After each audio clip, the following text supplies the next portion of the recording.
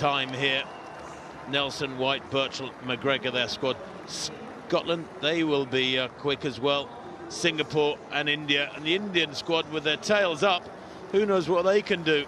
On paper, they may qualify, but frankly, with the advantage of some fabulous results bolstering their spirits this morning by other members of their team, we may see India outperform themselves here.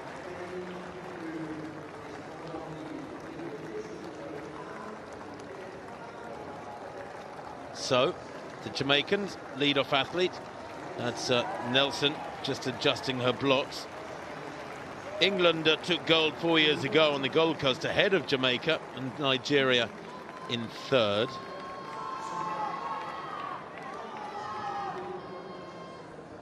Well, they're still going through their preparations, so let's return our attention to this hammer competition. Meanwhile, the women getting ready for the first of the two semi-finals, top three in each going through to the big showdown. Well, Jamaica were champions in Scotland in 2014 in those wonderfully organised games in Glasgow, but beaten by England. Bit of an upset that 4 years ago. They'll want to get back on the top of the rostrum, but first they must get that baton round these four athletes. Baton speed is critical. The changeovers need to be smooth, and you can quite often in relays get a squad of moderate talents defeating a squad of super talents if the changeovers are strong. If you can maintain baton speed through keeping it really smooth changeovers, then you can quite often get some rather strange results. Here's the lead-off athlete for the India, Chand. She'll hand over to Das, then Nanda and Ayalaji. On the outside, they can focus on their own job. The Indian record, 43.37. Singapore go in lane 6. Pereira will hand over to Zaini, then Chandran and Liu. In lane 5, Scotland, always good carriers of the baton at the Commonwealth Games. Matheson, Rees, Malone and Spence, their quartet.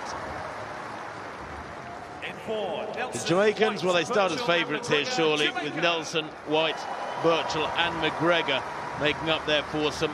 Their national record, 41.02. In 3, Azapadi, Richard, Sifuna and Wingfield. Here is the Maltese quartet, and the lead-off runner, Azapadi. She'll hand over to Richard, Skikluna and Wingfield. And then the Maldives on the inside with Hussein, Mohammed, Hassan and Mohammed again, making up their foursome. The first 3 automatically make the final, plus the next 2 fastest across the 2 heats. Well, the second fastest time ever is by Jamaica. That was last year at the Olympic Games, 41.02. Only the USA have ever gone under 41 seconds. Anything down in the low 42s is very, very crisp. In fact, only Jamaica have been down there. The Scottish record, for example, 44.35 is the Scottish best this season, 44.35. The first of 2 heats in the women's 4x100 metres. Then the first 3 teams go through by right to tomorrow's final. Maldives in 2, Malta 3, Jamaica going 4 in the yellow, Scotland in 5, Singapore 6, India 7. Away they go, and already Jamaica making up ground on Scotland. Centre of picture, Jamaica almost up alongside Matheson of Scotland. Has been a brilliant leg from Nelson. A safe changeover, not a fast changeover from the Jamaicans. The Scots pretty much matched them, but down the back straight, the second leg runner from Jamaica moving really well at the moment. That is White. She hands over. That was a good changeover from the Jamaicans. Scotland in second, going really well. On the outside, India going pretty well too. It's Jamaica from India at the moment. India having a really good run here. Their backs are up as Jamaica take it over on the final leg. Down the home straight, looking really strong. It's McGregor now, storming away with this. That's an 8 or 9 metre winning margin. India comfortably second, Scotland in third, and a really close battle for the 4th places there, but 43.66 by Jamaica there. Well, it was a safe squad that got it round well enough. Let's hope there were no red flags and that all the changeovers were good for every team. But that was a huge winning margin and an equally huge gap behind India, Rob. Yes, Scotland getting the best of that battle for the third spot. Wingfield was finishing very quickly for Malta on the anchor leg. The Indians had a very sluggish changeover from third to anchor, but how well did they go down the back straight? They've taken second. Scotland have gone through by a couple of tenths of a second. Singapore and Malta very, very close behind, but we will see the Scottish quartet in the final. The Jamaicans are so good. They've got such a great reputation. The Olympic champions, the silver medalists in Eugene, gold in Glasgow, and they've got Elaine Thompson-Herah, who they can draft into the final. Not a bad name to add to the list, a four-time individual Olympic champion. Yeah, Thompson-Herah has looked superb all week, hasn't she? Getting fitter all the time. That was a safe changeover from the Indians on the outside. I expected a little more from Scotland. I thought they'd be closer to India, that's for sure. But look at this changeover from Scotland. Oh, awful changeover, final changeover there from Scotland. Looked to me like the outgoing runner went off a little bit early for them. That was Spence.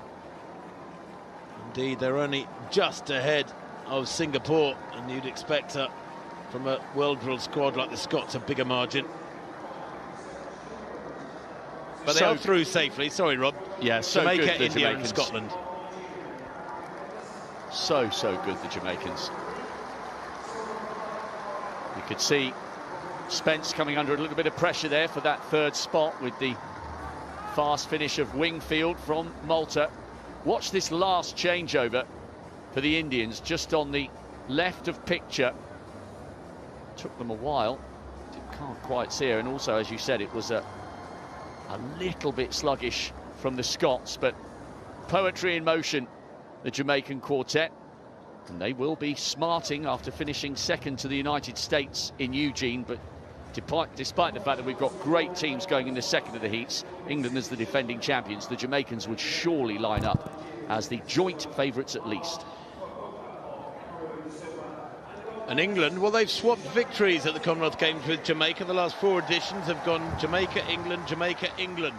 Jamaicans, of course, as Rob rightly pointed out, can break through by right. The women's 4x100m relay heat at the 2022 Commonwealth Games in Birmingham unfolded as a breathtaking display of speed, precision, and pride.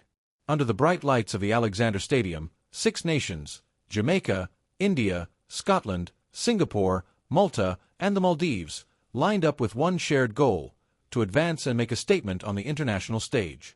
All eyes were on Jamaica in Lane 4, the undisputed powerhouse of sprinting. With a lineup featuring Nelson, White, Birchall, and McGregor, the Caribbean giants carry the weight of Olympic and World Championship glory on their shoulders. Their rivals, however, saw this race as a rare chance to measure themselves against sprinting royalty. For India and Scotland especially, the stakes went beyond qualification. It was about proving they belonged among the elite. As the starter's pistol cracked through the air, the stadium erupted. Nelson exploded from the blocks, her acceleration instantly separating Jamaica from the rest. The first exchange wasn't lightning fast, but it was smooth, textbook relay running that prioritized precision over chaos. Scotland and India stayed close, their first leg strong and composed, ensuring the early chase remained alive. On the back straight, Jamaica's second runner extended the lead, her stride powerful yet efficient.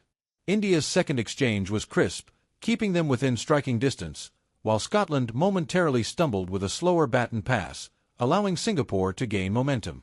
Further behind, Malta and the Maldives fought valiantly to stay in rhythm. As the race curved into the third leg, Jamaica's runner kept their rhythm intact, expanding the lead without overexertion. India maintained second with impressive determination, refusing to yield. Scotland, urged on by a roaring home crowd, regained momentum to move past Singapore once more, their confidence visibly rising with every stride. Then came the decisive final exchange. Jamaica's handoff was flawless. McGregor grasped the baton and thundered down the home straight, her power and composure unmistakable. With each stride, she widened the gap, bringing Jamaica home first in 43.66 seconds. It wasn't an all-out sprint, it was a masterclass in controlled dominance, saving energy for the final. India's anchor finished strong, securing second with 44.45 seconds, proof of the nation's growing reputation in women's sprinting. Scotland, inspired by the crowd's cheers, crossed in 45.39 seconds, setting a new national best and igniting jubilation in the stands. Just behind them, Singapore clocked a season-best 45.58 seconds, narrowly missing third by mere hundredths. Malta followed closely at 45.59, marking one of their finest international showings. The Maldives wrapped up in 45.91, their determination evident despite the placement. This heat reaffirmed Jamaica's supremacy, not through raw speed alone, but through impeccable baton exchanges and strategic racing. Even without star sprinters like Elaine Thompson-Herah on the track, the team exuded class and composure from start to finish. India's polished performance and Scotland's record-breaking effort reflected a growing global challenge to Jamaica's dominance. Meanwhile, Singapore, Malta, and the Maldives showed promising signs of development, gaining invaluable experience that could define their next generation of relay athletes. The race was more than a semi-final. It was a vivid snapshot of the evolution of women's sprinting across the Commonwealth.